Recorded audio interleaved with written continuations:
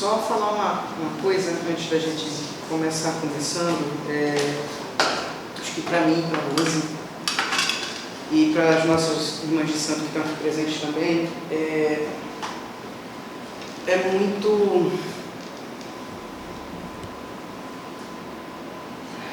emocionante mesmo assistir esse material que a professora Silvia produziu, porque nesse filme é um dos poucos registros que a gente tem filmado de um irmão santo nosso que não está mais conosco, faleceu há alguns anos atrás. E é interessante como a Umbanda ela se constrói, porque a Umbanda ela é um culto aos ancestrais.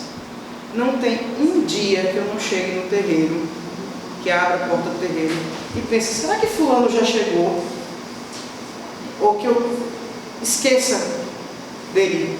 Eu sempre chego com a sensação de que essa pessoa vai estar lá, ou cantando, ou implicando com alguém, ou enfim.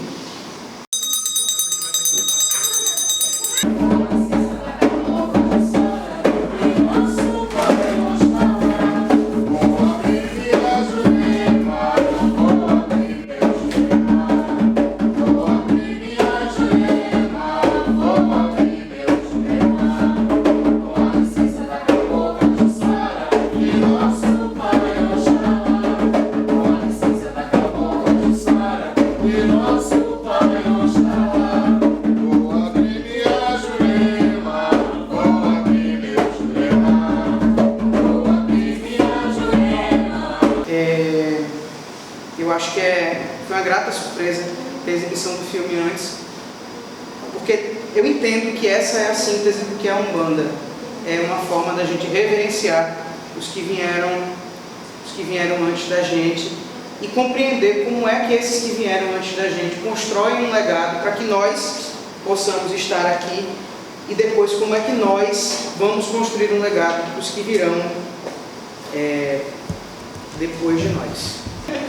A mesa é composta pela Daniela Beni, que é professora de teatro, especialista em antropologia, pelo programa de pós-graduação de antropologia social daqui, e em epistemologias do Sul, é mestra em artes cênicas e doutoranda em artes cênicas. Foi pesquisadora visitante no Centro de Estudos Sociais da Universidade de Coimbra. Atualmente é membro da comissão multidisciplinar para o tomamento da coleção Perseverança e também é mãe pequena de Ogum no terreiro de Umbanda Aldeia dos Orixás. A mesa também é composta pela Rosileide da Silva, professora de História, especialista em Segurança Ambiental, também membro da comissão multidisciplinar para o tombamento da coleção Perseverança Cambona de Xangô, também no terreiro de Umbanda Aldeia dos Orixás. E somos mais. E esse vídeo, né, que foi passado antes, foi filmado lá na Aldeia dos Orixás em 2018. Já tem um tempo. 17, eu acho, né? 17 e 18. Desculpa. E aí a nossa fala, na verdade, é mais para compartilhar as nossas vivências e práticas dentro desse terreiro de Umbanda. Quando o Cadu chegou para a gente com a proposta, a primeira coisa que me veio à cabeça foi compartilhar o pensamento sobre os terreiros de Umbanda, mas no caso a nossa casa, como um espaço de educação e saúde. Primeiro, compreendendo que é uma turma de licenciatura, né? Então é importante também a gente pensar as possibilidades do que a gente compreende como educação. Não estou falando aqui de educação regular, que a gente vai estar sentado um atrás do outro, olhando para a nuca do colega da frente, mas pensar como um espaço de educação num sentido mais amplo. Da mesma forma também de pensar a saúde num sentido mais amplo. Não somente no sentido medicamentoso, no sentido dessa saúde que cuida mais do sintoma do que da causa, né? do que de fato o que demanda um cuidado mais específico. Rose? Se pensarmos, por exemplo, no contexto de saúde geral, o terreiro ele não nega a ciência, ao contrário, nem as entidades que vão estar lá, como já foi falado, é um culto aos ancestrais, né? Eles não negam também a ciência, nem médium, pelo contrário, mas ele lida com outro tipo de cuidado e é um cuidado com a totalidade. Se você pensa o corpo como um todo, e como de fato o microcosmos que é, então você vai ter literalmente a condição psicossomática. Né? Você vai ter duas instâncias que são tratadas aí e que uma, né, que exatamente tudo que você produz na mente, você vai repercutir no corpo. Tudo que você passa de emoção vivenciada, reprimida, tudo cotidiano, vai repercutir de alguma forma no corpo. Então imagine que o terreiro ele vai tratar também desse contexto todo, psico, soma, e a gente ainda vai tratar de uma outra situação que é o contexto emocional e espiritual da pessoa. Então nós acrescentamos camadas a isso, sem negar de fato um outro tipo de assistência. Então de fato a gente trabalha no contexto de soma e de integração desses universos. Então, a entidade atende dentro do terreiro, ela leva em consideração o processo que você passou até chegar lá, o contexto que você está inserido naquele momento para poder fazer o atendimento e ainda recomenda que você mantenha os cuidados médicos, que você procure o médico, tome remédio, tipo de coisa. Não é uma prática e um atendimento não exclui o outro, pelo contrário, eles se somam. Aqui para dar uma contextualizada, eu estou apanhando da projeção, mas tudo bem. Dando uma contextualizada, nós somos do terreiro de Umbanda Aldeia dos Orixás, ele é regido por Ogum, Iansã e a Cabocla Jurema. Vocês viram um trechinho de uma gíria de caboclo, então o sentido do ritual de atendimento segue essa mesma linha. A gente canta, a gente dança, a gente faz fumaça, a gente reza. Se tem uma coisa que a gente faz é rezar. E aí tem um atendimento às pessoas, né? Um terreiro que foi fundado em 2003, então nós temos o terreiro existe há quase 20 anos, mas a questão é que a Umbanda é uma religião viva, né? Então, o que vocês viram ali já não é a mesma coisa do que é hoje. É parecido, mas é diferente. E o nosso pai de santo, o Babalorixá Marco Antônio de Campos, que não pôde estar presente, porque além de pai de santo, ele é produtor cultural, está cuidando lá da produção do 20 de novembro.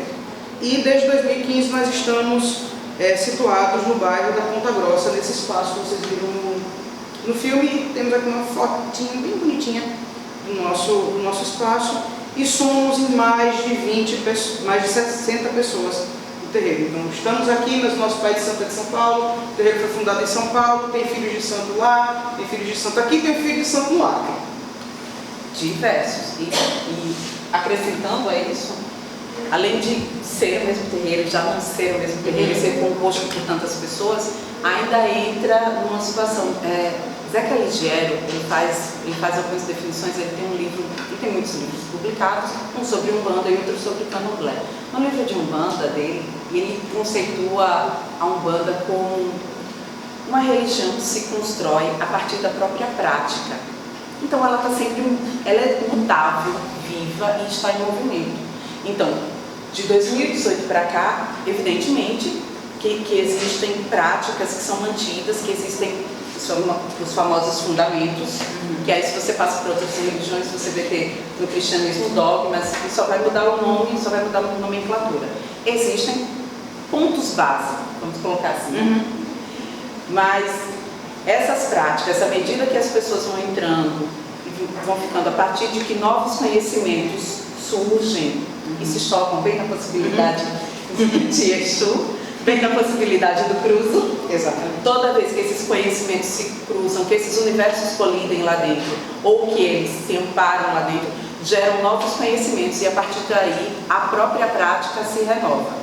Então, sempre assim. A gente tem aqui uma ideia básica de como um Umbanda se constitui, e é bem isso que acontece na nossa casa, né? Seria curiosamente, um pentagrama que é formado por cinco grandes influências da Umbanda, né? No caso do Candomblé, o esoterismo, o kardecismo, a pagelança e o catolicismo popular. Então, o que é que a gente compreende, né? De que é um espaço que ele tende a ser acolhedor no sentido de certo, se todas essas designações religiosas, todas essas vertentes religiosas se encontram em um determinado lugar, numa prática religiosa, esse lugar também precisa ser acolhedor para as pessoas, no sentido de respeitar as diversidades. Por isso que também a gente considera, eu acho que vocês já devem ter visto em algumas outras situações, também com terreiros de candomblé, de se pedir a bênção aos mais velhos e respeito aos mais novos. Porque é isso. Porque a gente compreende que existe uma diversidade de pessoas naquele lugar, que essa diversidade de pessoas, elas trazem uma diversidade de conhecimentos. Então, por exemplo, na nossa casa a gente tem irmãos de santo que vieram de outros terreiros. Eu prefiro acreditar que a Umbanda vai cancelar os rituais banto e que é um culto aos ancestrais mesmo. Aquela, você tem um parente que já partiu e que você considera ele muito importante dentro da linhagem da sua família. Ok, vamos cantar para ele, vamos comemorar ele, vamos festejar ele. E à medida que comemora, que partilha, que dá visibilidade, não seria nem dar visibilidade, mas dá os créditos do conhecimento repassado por essa pessoa, isso também vai te fortalecendo. E aí a gente já vai entrar aqui em dois conceitos filosóficos africanos, que é o de Ubuntu, ou Ubuntu, já ouvi de vários jeitos, e o de Sankofa. Ah, mas o que é que isso tem a ver com educação e com saúde? Vai chegar, devagar. O conceito de Ubuntu é aquela história do eu sou, porque nós somos. Porque nós somos. Então, não adianta nada a gente estar aqui, a gente é do mesmo terreiro, a gente entrou no terreiro no mesmo dia, inclusive. Não adianta nada a gente ser filha de santo desse terreiro, ter feito um mestrado, um doutorado, seja lá o que for, se a gente não compartilhar isso com os nossos irmãos de santo. Se nós não fizermos lá o pezinho para o irmão de santo subir para um outro lugar que queira chegar. Também não estou considerando a universidade como ponto máximo de onde podemos chegar. Não. Aqui é só um lugar que a gente escolheu, que a gente pode chegar, mas existem outras possibilidades. E a Sankofa é esse pássaro, certo? Que ele está virado para trás, tentando pegar uma pedra. Não é um ovo, é uma pedra. É um pássaro que viaja no tempo. Ele volta a sua concentração, ele volta para a memória, ele volta para o antepassado, para resgatar uma pedra que já foi jogada e trazer de volta para o presente essa pedra poder ser arremessada novamente no futuro. E tem um ditadozinho, né, de Exu, que Exu matou um pássaro hoje com uma pedra que ele jogou ontem. Então, também a gente pensar no que é tempo. Um conceito integrado. Então, você vai ter exatamente um processo que ele se auto-alimenta, porque você vai ter a ancestralidade, você vai ter esse conhecimento louvado, reverenciado por quem já passou por aqui. Então, nós reconhecemos toda a experiência, todo o conhecimento e a trajetória de quem nos antecedeu, respeitamos os saberes dos mais velhos. E nós também reverenciamos os mais novos, porque eles renovam esse conhecimento, eles acrescem. Então, esse processo ele vai gerar um círculo, e esse círculo de conhecimento, aprendizado, ele vai ficar o tempo inteiro. Basicamente, o Ouroboros. Ele vai ficar o tempo inteiro girando com esse conhecimento, e é isso. E esse processo circular fica se renovando. Por isso essa pegada do Ubuntu e do Sankofa é tão importante para a gente. Uma outra coisa que a gente tem que levar em consideração, que eu comecei falando e acabei perdendo no meio do caminho, sendo a Umbanda fundada a partir de tradições banto, a gente tem que pensar no contexto do que foi a escravidão. Essas pessoas foram sequestradas de um outro continente, elas tinham uma vida, tinham um nome, tinham tudo. Elas foram sequestradas. Então imagine que essas pessoas foram capturadas, violentadas nos níveis mais cruéis, sequestradas de onde elas viviam e foram trazidas para o outro lado do oceano, sem saber o idioma, sem nada. Foram destituídas inclusive dos seus nomes. A única coisa que essas pessoas tinham era o próprio corpo. Era o próprio corpo. Não podiam cantar as cantigas que cantavam, não podiam brincar. Tinha o próprio corpo que ia servir para uma outra coisa que não para elas, para essas pessoas. Então é a gente pensar que nesses cultos ancestrais, tanto que vai fundar a Umbanda quanto que vai fundar os candomblés e as outras designações afro-religiosas, o corpo vai acabar sendo o cerne da transmissão de conhecimento. Por isso que a gente pode pensar os terreiros, e no nosso caso a aldeia, como um espaço de educação, mas não a educação... Boa, obrigada. Não a educação regular, formal, que a gente senta atrás da cadeira, mas o espaço de educação de entender que, primeiro, tudo é cíclico. Vou lá pegar uma folha para fazer um chá, mas aí o que sobra do chá, você pode de repente aguar uma planta, você pode pegar o restante das folhas e colocar para adubar aquela terra que está ali. Você tem a compreensão de que nós não estamos apartados das forças da natureza. A gente, afinal, quando partir daqui, vai virar adubo em algum lugar. Eu queria muito virar árvore, mas enfim. E aí, tem uma proposta aqui do que seria essa possibilidade de transmissão de conhecimento. Pensar o corpo como um microcosmos. Mas por que eu estou falando isso? Porque essa situação de espiritualidade não é tão apartada quanto a gente acha. Porque aí entra mais um outro fator, que eu entendo que é o que a gente consegue vivenciar na Umbanda, que é o processo do autoconhecimento. Você reconhecer seu corpo como um microcosmos. Se eu sou uma partícula da natureza, tudo que existe do lado de fora existe do lado de dentro. Eu acho que você já deve ter visto nas redes sociais comparações, por exemplo, do caule de uma árvore com a textura da pele. Comparações do formato de uma concha com o nó de uma árvore. Comparação, sei lá, de uma couve-flor com o nosso cérebro. É tudo feito da mesma matéria. A gente é tudo estrutura de carbono. Eu estou entrando aqui na química, né? Tudo estrutura de carbono. Então, começar a reconhecer o corpo como um microcosmos, mas a partir desse ponto de vista, como parte da natureza. Entendendo como um microcosmos, a gente se entende como um corpo individual e como um corpo coletivo. Se você observa de outras formas, e aí você vai ter isso na física, na química, você vai ter também na religião. Nós entendemos essa parte, né, divinamente. Se você pega, eu estou falando isso porque assim, a pessoa foi católica por muitos anos, entendeu? Então a gente tem que usar esse conhecimento. Quando você parte para o cristianismo, você vai ter que o corpo é templo do Divino Espírito Santo. O corpo ele contém a partícula do sagrado e o corpo, ele de fato, ele é um templo e você anda com um templo para qualquer lugar. O corpo é um templo em movimento.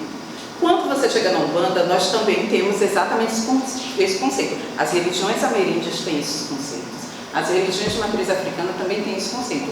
Essa designação, ela só vai mudar dependendo da denominação que você estiver estudando. Mas todas elas compreendem que o seu templo, o sagrado, é onde você está. Você literalmente, além de ser parte do meio ambiente, você é o seu meio ambiente, o seu sagrado, o seu elo e o seu templo em ação. Então, quando a gente compreende isso, você carrega, você é um indivíduo. Quando você chega no processo de coletividade, por exemplo, aqui agora, nós temos vários templos individuais no local, então nós temos um processo coletivo que está acessando essas ondas. Aí você vai pegar, por exemplo, você acaba acessando um conhecimento que você nem tinha ideia que você sabia. E um que vai falar da memória, né? Da memória coletiva, do imaginário coletivo, como um grande banco de memória, um grande HD externo que fica lá e que você acaba acessando essas ondas e que todo o conhecimento acumulado da humanidade acaba ficando aí nessa nuvem e que em algum momento você acessa esse conhecimento, seja através de sonho, ou seja através de um estado semiconsciente, que você consegue acessar essa frequência e acessar esse conhecimento. Então nada disso se perde. A gente falou em Lucy. Vamos colocar o seguinte, nesse processo de integração com o meio ambiente, de integração com esse campo sagrado, me faz lembrar de Avatar, James Cameron. Eu gosto muito da série que tem o Aang, mas esse daqui, por exemplo, do Avatar de James Cameron. Quando eles acessam quando eles se integram, então tudo é a natureza, é o alimento, é o processo, etc. Nós temos processos dentro da religião em que nós temos que guardar preceito, não podemos comer determinado tipo de alimento, determinado dia, não podemos estar até determinada hora. Então, por exemplo, tem períodos que a gente vai fazer algum trabalho, não pode tomar café, mas esses processos ocorrem para que se mantenha esse, vamos colocar assim, já que estamos falando de física, esse campo vibracional, porque vamos acessar uma determinada energia, numa determinada frequência. Então, o café é estimulante, o chocolate é estimulante, a bebida é estimulante. Então, todos esses alimentos e uma série de status, por exemplo, se você sai à noite para ir para um barzinho, você vai ficar até tarde na rua, você vai passar por uma série de estímulos audiovisuais, sensoriais, físicos, etc. E vai fazer com que você esteja num estado, não só de consciência, mas num estado físico corpóreo alterado. Então, precisamos de um período de repouso, que é para que a gente possa se tranquilizar e acessar esse campo de uma forma mais tranquila, do que já chegar no 220 para poder ligar na tomada e acessar uma série de outras experiências e influências, e aí você precisa que o corpo esteja descansado para você sintonizar. Então veja, você vai ter um microcosmos, que é o corpo indivíduo, então você vai ter todo esse conhecimento, você acessa um outro conhecimento para além de você. Então, todos esses conhecimentos, quando se juntam dentro de um espaço, esses conhecimentos vão se somando. E aí nem todos colidem, eles de fato se somam. E o que não, você acaba aprendendo, porque nós aprendemos com o diverso, não vou dizer nem o diferente. Então, tudo acaba sendo uma interação. E todos esses ajustes corporais, espirituais, físicos e mentais, eles servem para que a gente consiga fazer essa integração entre passado, presente e futuro. Também o conhecimento que nós já tínhamos, esse conhecimento que nós temos e o conhecimento que está vindo com os mais novos e das fontes mais diversas possíveis. Não é mágica, é biologia. Se você comer uma barra de chocolate, você vai ficar com um estímulo, uma quantidade de hormônios no seu corpo diferente do que se você não comer. Se você comer, por exemplo, uma carne muito gordurosa, a mesma coisa. Não, olha, não, porque tem que guardar. Não, gente, tomou café, você está estimulado. Mas a gente também pensar nessa questão dos ajustes corporais, a pessoa que está na Umbanda, no Candomblé, no Kardecismo, a gente é chamado de médium.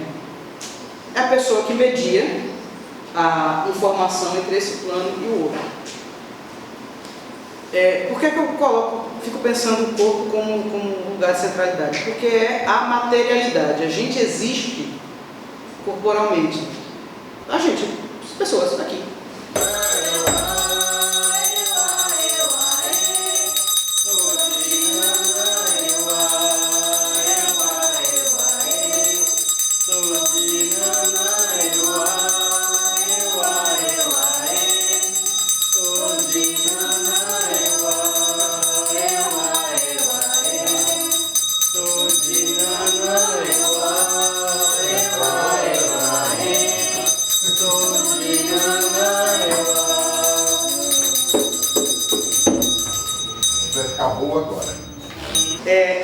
Você relaxa, não é outra coisa que não isso, e isso toca as pessoas, independente do nome que você queira dar. Mas que bom, mas cada um vai denominar esse tipo de experiência da forma que se identifica, mas é uma experiência humana. E por que essas setas voltam? Porque elas se retroalimentam e a gente entra num aspecto do seguinte, do autoconhecimento. E aí a gente tem a relação direta com a questão da saúde. É um autoconhecimento do seguinte, eu preciso integrar um corpo coletivo. Se eu preciso integrar um corpo coletivo que depende de mim, eu preciso de compromisso comigo mesmo, para o meu corpo individual tá de boinha. Não estou falando de nada, não, porque vai incorporar 50 entidades no mesmo dia. Não, o corpo coletivo precisa de mim, porque precisa que eu limpe alguma coisa, precisa que eu ajude a cozinhar, precisa da experiência, que eu esteja disposto e disponível para a experiência da coletividade. E é nesse espaço da experiência da coletividade que a gente tem a experiência de uma possibilidade de educação mais horizontalizada, apesar de nos terreiros existir uma hierarquia. Quando eu falo no espaço de educação, tirando pela minha própria experiência, eu consigo até hoje, estragar fazer um ovo cozido. Eu não sei fazer um ovo cozido, mas eu consigo fazer acarajé. Porque aquele espaço, esse ambiente de coletividade, me proporcionou a experiência de aprender a fazer. Mas não foi um livro que eu peguei e disse, olha, pega aqui o feijão fradinho, bate assim, assim, assim, assado. Não, foi eu estar lá, o Pai de Santo do meu lado, e eu dizendo, mas Pai de Santo, minha mão está descansando. Vai fazendo. Porque o tempo é você perceber como você se conecta com esse tipo de atividade. Tem um ditado que eu acho que é indígena, não sei necessariamente, não sei se é indígena ou se é africano, que diz que é preciso uma aldeia inteira para educar uma criança. Precisa de uma aldeia inteira para educar uma criança. Então, o sentido de terreiro é esse. Não só crianças, adultos também. Porque quando a gente está nesse outro ambiente, que tem toda uma outra codificação corporal, toda uma outra lógica de tempo, de espaço, de individualidade, de coletividade, você precisa primeiro desaprender. Tem vendo? Nesses processos, e aí a gente vai ficar voltando o tempo inteiro em conhecimentos que se somam, porque temos pessoas muito diversas na casa, com saberes muito diversos. Então, dentro da religião, das religiões de matriz africana, tem um ditado que é: sem folha não há orixá. E na Umbanda, principalmente isso. Então, quando você entra dele, aí, independente de você ser a pessoa do chá, a pessoa que tem 500 plantas dentro de casa, etc., a pessoa do dedo verde, né? Independente de tudo. Escola de São Jorge, gente. Quando você entra lá dentro, você tem que entender que existe também, além de tudo isso, existe o tempo da planta, o tempo do orixá, o tempo de colher. Então, existe a louca dos horários, né? Existe para cada coisa que você vai fazer. Vocês conseguiram ver no vídeo, nós temos um jardim, está bem maior do que esse agora, está bem mais diverso. Mas existe um tempo para cada coisa que você vai fazer. Você vai precisar da erva, da planta, precisa de um tempo, um horário, um cuidado para poder colher. Não é todo mundo que vai poder colocar a mão na planta. Já ouviu aquela história, fulano veio aqui, pegou na minha planta morreu depois, né? Às vezes só precisa olhar. Aquela história do olho seca a pimenteira, etc. Então nem todo mundo pode manipular essa energia, porque de fato é um ser vivo. É um ser vivo. Aquela energia, aquela força vital vai ser transformada, vai ser repassada para a gente vai utilizar. Então precisa de uma pessoa específica, através de um tempo e uma oração específica. É preciso pedir permissão à planta para colher a planta. Você vai pedir à entidade dona da planta, você vai pedir à planta, você tem que respeitar o tempo do santo e da planta para poder fazer aquilo e entender se ela serve para esse propósito. Passou por esse conglomerado, então tem que ter uma pessoa específica que vai lá cantar, rezar, para poder pegar a planta, para entender, e vai dizer para a planta para o que é que você está pegando a planta, porque a planta precisa doar energia. Aí vai dizer, é uma coisa, etc., muito, mística, transcendental. Também, e ao mesmo tempo é simples. Você vai na casa do amigo, pede uma mudinha de planta. Tá lá, todo mundo leva uma muda de planta e a planta vinga. Justamente a sua, que você queria muito, você leva para casa, a planta não vinga. Não era o horário para colher a planta, 11 horas, por exemplo. Quem conhece a flor 11 horas? Linda, maravilhosa no sol. Se não pega sol, a planta não vinga. Tem uma série de critérios e esses critérios acabam passando por lá. Então, literalmente você desacelerar, você desaprender para reaprender. E aí são todos os conhecimentos acumulados. O médium que passou pela academia, a pessoa que nunca frequentou a escola, tudo. Todos esses saberes são saberes incorporados neste corpo coletivo que nós estamos. E não existe um saber que é mais importante e outro que é menos importante. A pessoa que toca a planta, aquela que limpa, quem faz a comida, tudo. Todo mundo alimenta o espaço. Tudo isso é um espaço que você limpa, organiza, você cuida do corpo, você doa atenção, energia, cuidado. E tudo isso faz girar essa cadeia que nós belíssimamente chamamos de axé, que é uma energia vital, é o cuidado com o outro, é oferecer comida, é ver se a pessoa está precisando de alguma coisa, é cuidar dela, não só espiritualmente, mas cuidar da pessoa fisicamente, é o querer bem, é o tratar bem. E isso é um processo circular que pode ser levado para todos os lugares. Nós passamos pela academia, Eu já vi aqui, nós passamos por um processo que nós primeiro entramos na academia, depois entramos no terreiro no mesmo dia, e aí depois nós permanecemos na academia, então nós fizemos esse trânsito de conhecimentos acumulados e como que esse conhecimento transforma um lado e outro. E sim, gera transformação. E nós aprendemos muito com as nossas irmãs de santo que também, e os nossos irmãos que não frequentaram a academia. São saberes acumulados, são experiências, e todas elas são válidas nesse processo. E todas elas impactam diariamente o ato de transformação da gente, de aprendizado. E é isso, principalmente esse processo educacional e de saúde lá dentro, ele vai passar muito também, além de tudo isso, pelo respeito a todos esses conhecimentos que se somam. Às vezes você está lá no dor de cabeça, você tomou um remédio, injeção, fez meio mundo de coisa, chega a pessoa e faz assim, toma aqui essa plantinha. Ou então, do nada, chega um copo com água e faz aqui, toma, bebe essa água. Você bebeu água, tá ótimo, menino, acabou. Você tomou 500 remédios, mas não tomou água. E pensando ainda no espaço de educação, de forma transversal, eu sou médium girante, Rose não é médium girante. Médium girante é aquele que incorpora. Então estou lá, está dançando. Algum chegou, está dançando, parabéns, que bom que ele está dançando. Mas, para que isso aconteça, eu trago aqui esse espiral, que ele é baseado numa fala da professora Leda Maria Martins. Ela é da linguística, mas ela vai pesquisar práticas performáticas afro-brasileiras, em particular o congado, lá em Minas Gerais. E ela vai dizer que esse negócio de falar que as religiões afro-brasileiras, as afro-ameríndias também, são religiões ágrafas, é o suprassumo do racismo. O fato de não ter um alfabeto, sei lá, ocidental, digamos assim, não significa que não se escreva. Se escreve sim nas religiões afro-brasileiras, mas se escreve e se inscreve com o corpo. Porque quando o meu Ogum chega e ele dança, mesmo que não tenha um ponto cantado, ele está contando a história. Que é isso que eu gosto de chamar de narrativa ancestral. Eu não gosto muito da palavra mitologia não, principalmente por causa do prefixo. Mas é uma narrativa ancestral. Está ali dançando, tem um significado para aquilo.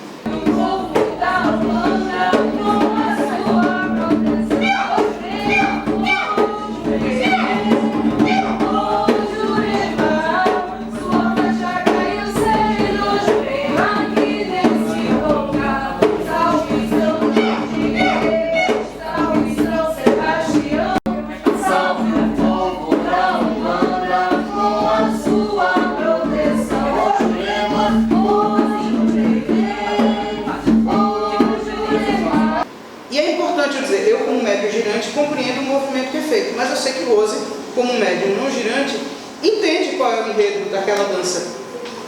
E já vou ver de outra forma. Está ali e já está abrindo caminho e já tá propiciando uma outra experiência. E cada um vai ter uma narrativa corporal, ou como nós chamamos nas artes, né? Porque eu sou professor de artes também.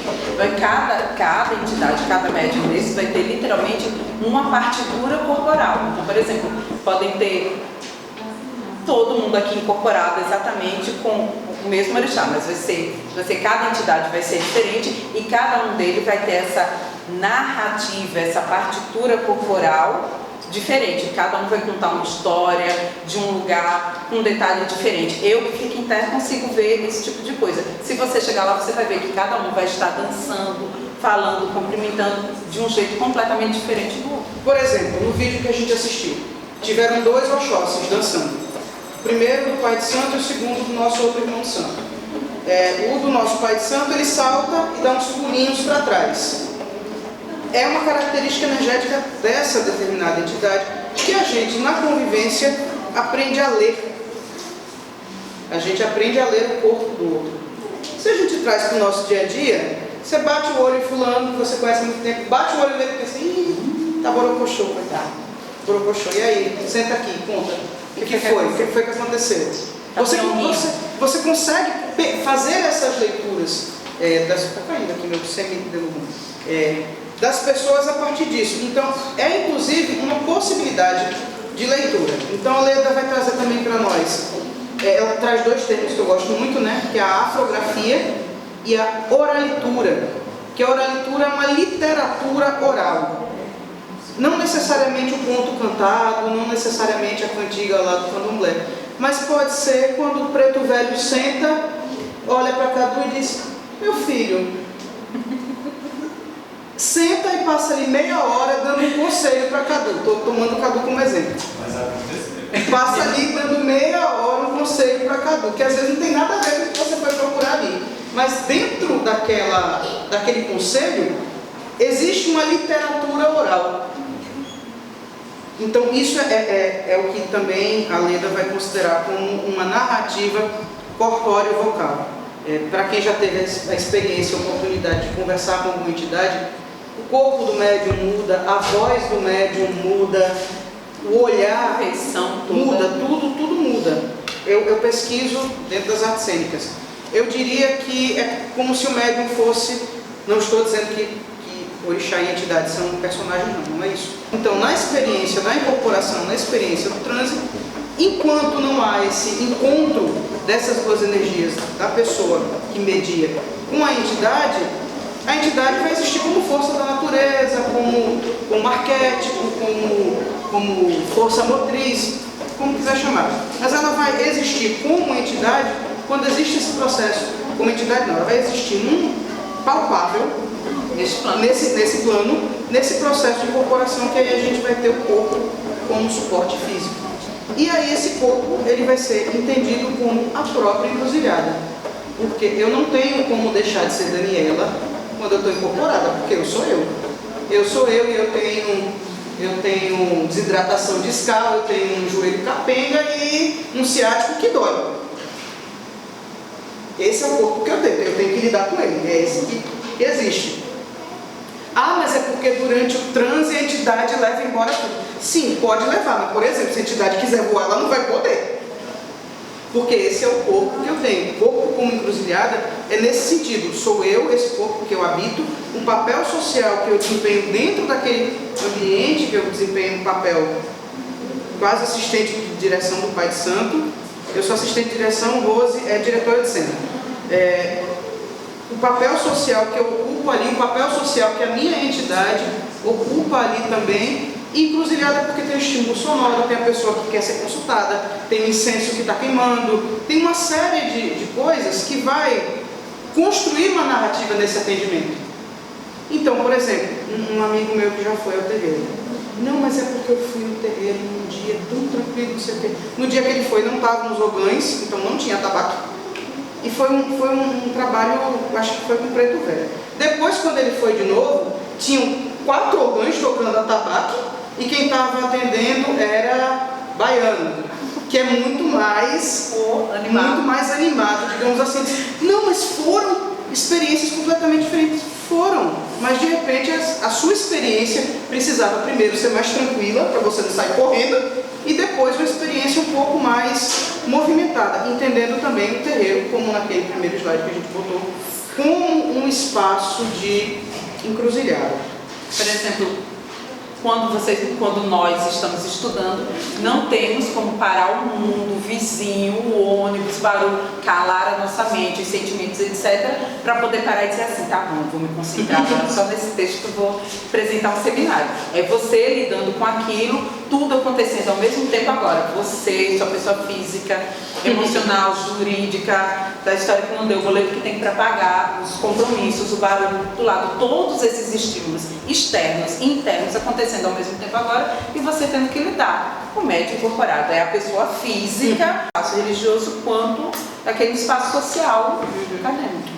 A gente já está aqui para encerrar, mas eu queria compartilhar com vocês. Tem 2 referências que eu acho muito importantes para a gente pensar a educação nos terreiros, que é a professora Denise Botelho, da Universidade Federal Rural de Pernambuco. Ela é mãe de santo e a pesquisa dela de doutorado está voltada para a educação em terreiros. E a outra pesquisa do professor Lincoln de Jesus, da Unilab, aquela que é no Ceará, que Matilde é professora também. Universidade de... Acho que é Unilab, Integração dos Países Africanos. Ele é pai de santo e ele forja, eu gosto de forjar, porque algum está ali trabalhando, né?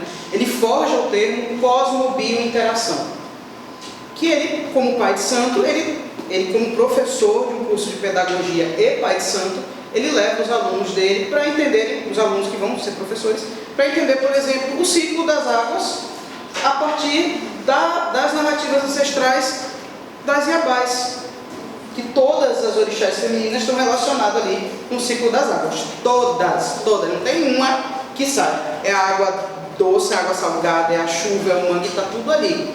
Vai trabalhar a questão, ensinar física através dos princípios dessas narrativas ancestrais de Xangô, que tem lá o raio, o trovão, o fogo. Então, assim, é a gente pensar que existe uma forma de educação possível fora desse formato de escola regular, da gente sentado um atrás do outro, olhando para a nuca do colega da frente.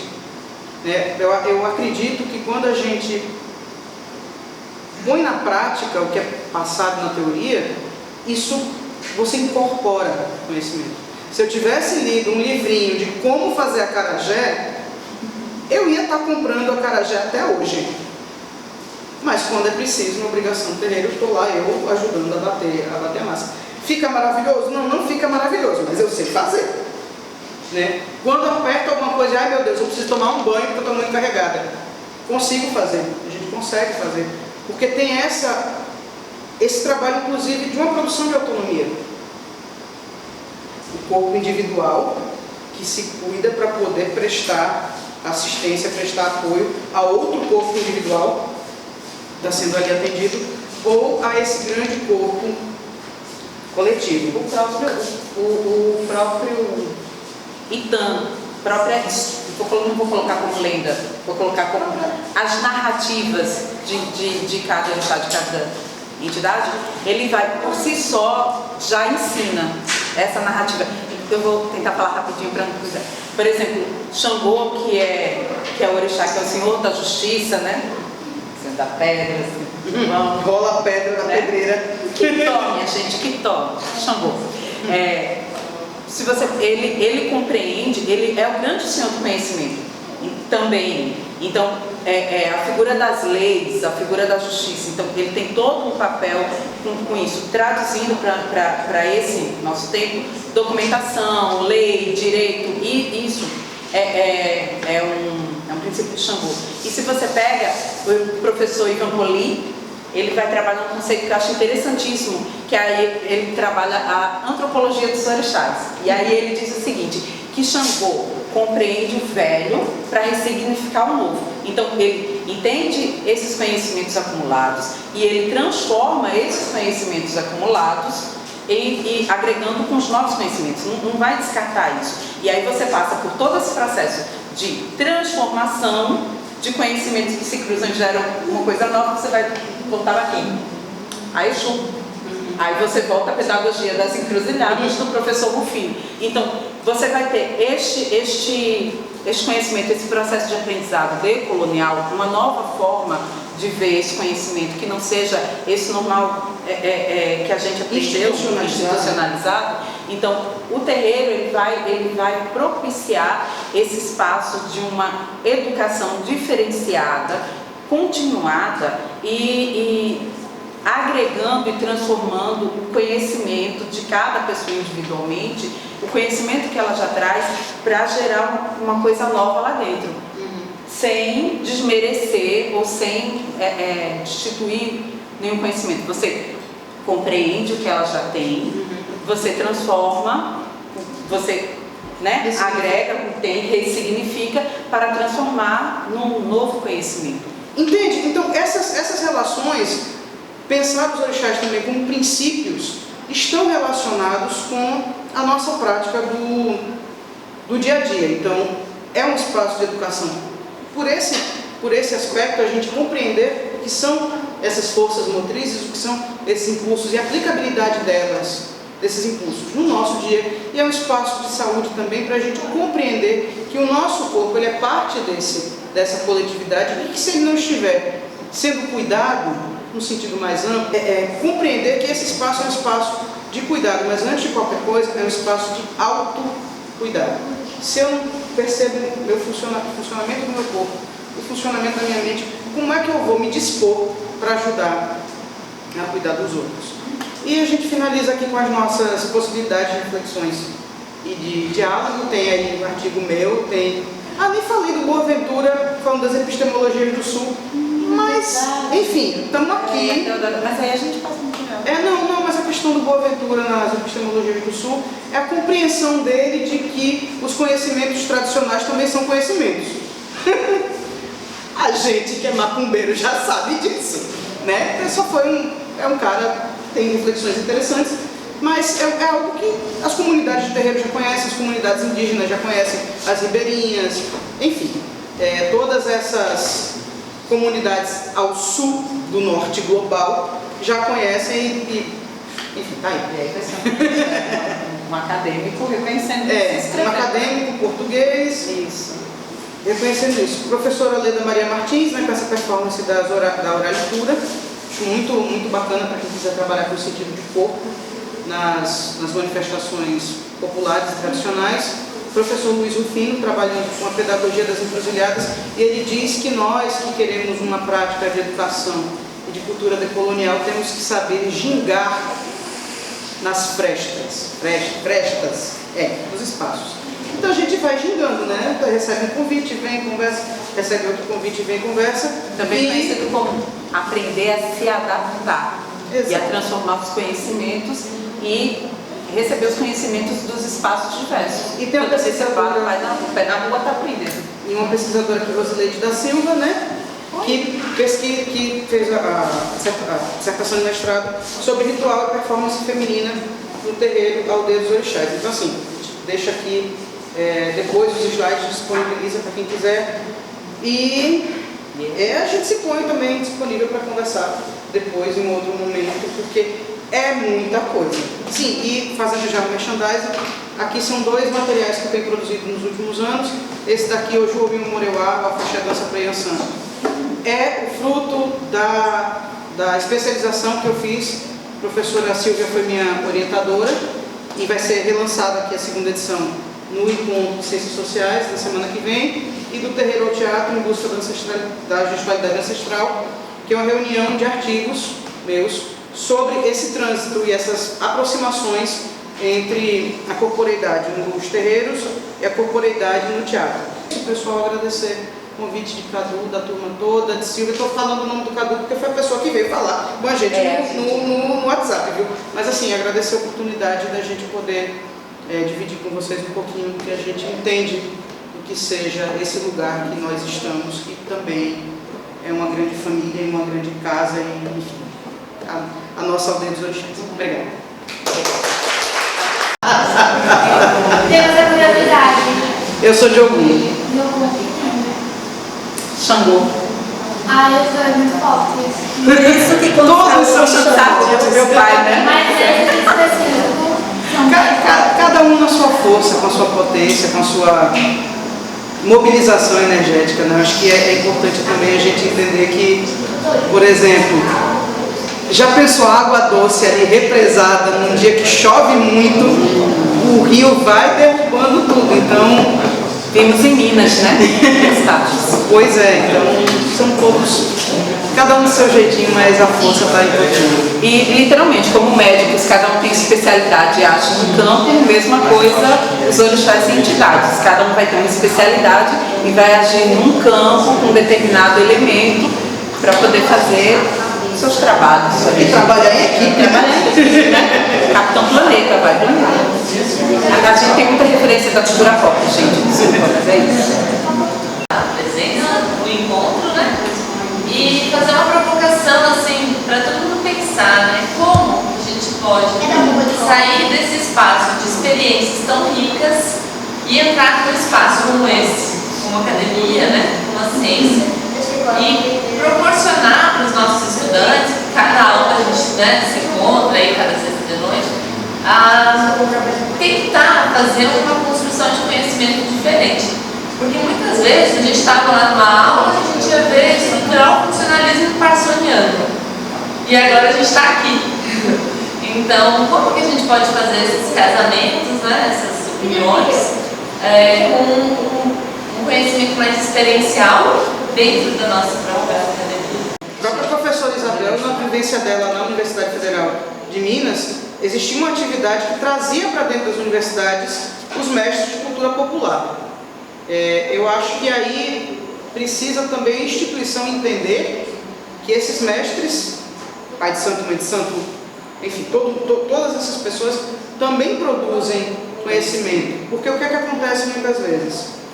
Eu já vi muitas vezes grupos culturais serem convidados para falar na universidade e a universidade não poder proporcionar a eles nem o transporte.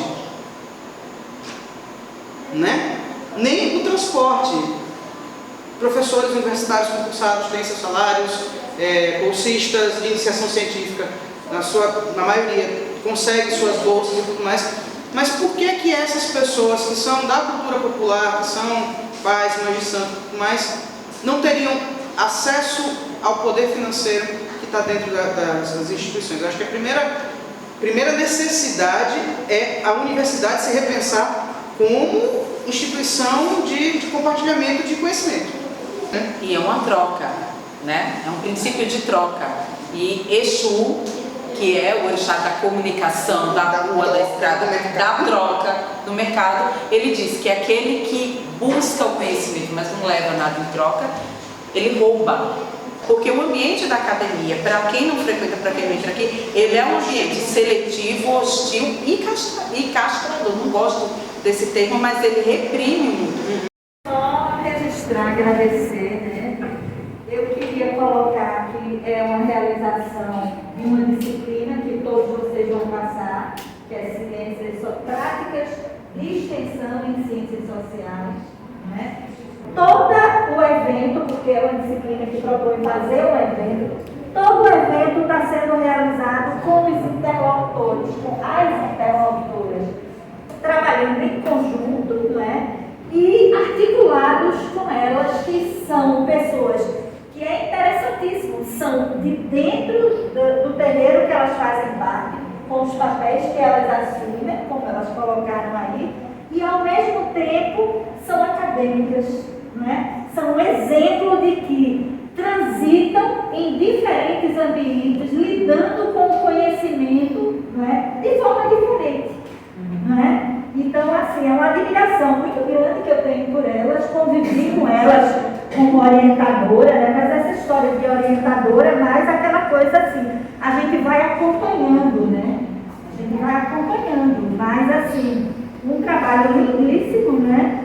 E uma felicidade grande, porque é uma temática, né, dentro de uma religião brasileira, né? É uma religião que surgiu no Brasil, que está no mundo, que se expandiu para o mundo, né?